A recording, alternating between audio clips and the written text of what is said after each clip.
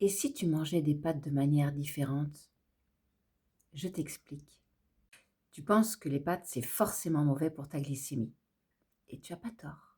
Mais la science est un petit peu plus subtile que ça. Parce que ce n'est pas seulement ce que tu manges qui compte, mais aussi comment cet aliment est préparé. Quand tu cuisines des pâtes et que tu les manges tout de suite, leur amidon est très digestible. Il est rapidement transformé en glucose. La glycémie monte vite et l'insuline suit. C'est ce que la plupart des gens connaissent. Mais voilà ce que montre la recherche scientifique. Quand des pâtes cuites sont refroidies pendant plusieurs heures, voire même 24 heures, une partie de leur amidon se transforme en amidon résistant. On appelle ça la rétrogradation de l'amidon. Alors pourquoi c'est si important? Parce que l'amidon résistant est digéré beaucoup plus lentement et donc il fait moins monter la glycémie.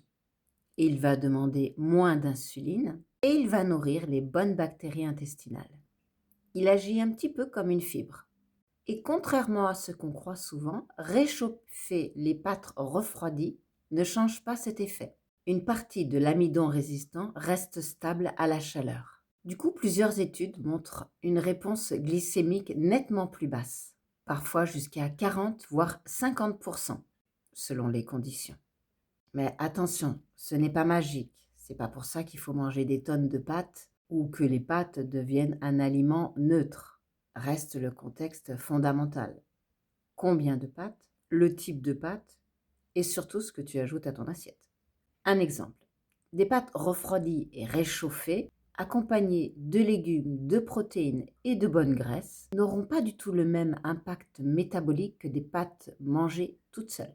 Le message à retenir, c'est que la nutrition ne dépend pas uniquement des ingrédients, mais la structure des aliments, leur transformation, leur température influencent directement sur la digestion et la glycémie. Ce n'est pas pâte ou pas pâte, mais comment, combien et avec quoi. Et abonne-toi, je parle de toi.